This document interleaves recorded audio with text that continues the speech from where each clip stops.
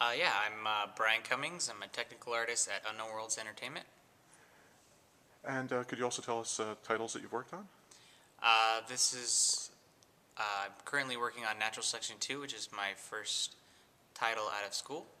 I did have an internship where I worked at a company that did um, work for Earth Eternal, which was an MMO, but this is my first tech art job. Okay.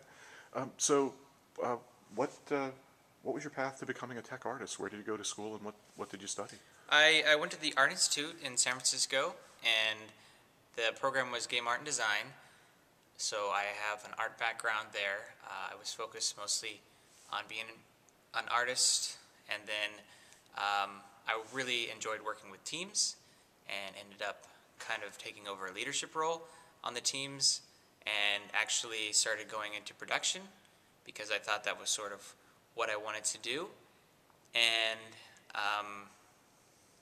what I ended up really doing was just helping the artists get their art working in the game because no one else would do that. And I was basically just stepping up where filling in the holes where it was needed. And I kind of felt like that was what a producer was doing because the school that I was going to didn't really have any understanding or any explanation of what a tech artist was. And I didn't know. I didn't know where to look, or I didn't even know. I wasn't even in my mind at the time. But so, yeah, essentially at school, that's what I was doing. Okay. So, you're coming from at this from an art background, but I'm guessing you also find yourself tapping into sort of traditional computer science and math and art. What skills do you find yourself using kind of on a day-to-day basis in your current job? So, actually, in my current job, I'm specifically doing art integration, and I don't have any programming experience, programming background, or I don't even use any programming currently. I did start after last year's GDC. I did start working on some scripts for Macs to kind of help the process. It's a small team, and I didn't really feel like it was that necessary at the time, but it was definitely something that I felt like I could add to my abilities, and seemed like it was important. But yeah. Okay. So, so with the art integration that you're doing, can you give a specific example on how your job as a tech artist has benefited the team in that regard, or maybe something from? Right, yeah, I can definitely. So actually, when I was hired at Unknown Worlds, I was hired as a production assistant because they needed help with the art development. They didn't really have an idea of how long it would take or how they were going to do their pipeline. And so I helped with that since I had sort of the same experience from my school.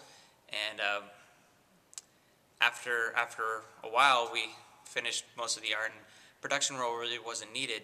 But the art still needed to get into the game. And at the time, our technical director was doing all of the art integration. And that's bad because we were also developing a new engine at the time, and he really needed to focus on that. So I stepped up again and took over those tasks, and then and that's essentially all I do now is I do anything that needs to get done between the art assets and the game, Okay. which is a lot. That sounds like a lot. What's the most important thing you would say to game educators to know about training up technical artists? Well, at my school, whenever a tech artist was actually mentioned, they would immediately think of a rigger. If someone was rigging the models that were being made in Maya, since our school used Maya, since that's sort of a technical side of art, it's not actually generating like 3D models. They would call that a tech artist. And of course, there are plenty of tech artists that do work specifically with just rigging and making tools for riggers, and that's great. That's one thing, but there are so many different things that you can maybe label as a tech artist that I think schools need to learn about. And specifically, in my opinion, art integration was really important. In our school, we didn't have anybody to do that, and I imagine if I wasn't interested in it, I really don't know how some of those projects could have been completed. So yeah. What engines did you use at Art Institute? I'm curious. At the Art Institute, we used Unreal. Unreal. It was 2009, I think. Okay.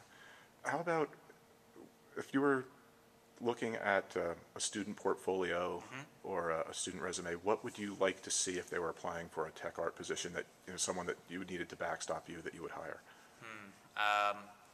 Basically, projects that they've worked on, and just go over what they've done for the project. And then I would like to see things, personally, I mean, just based on like my experience as a tech artist, I would just like to see, I guess just some of the work they got into the engine, and just the little things that they did to get it to work, Okay. and yeah, any unique things like that. Okay. Is there anything else you'd like to mention? Anything you'd like to share? Not really, I think Then we've covered it. yeah. All right. Thank you very much.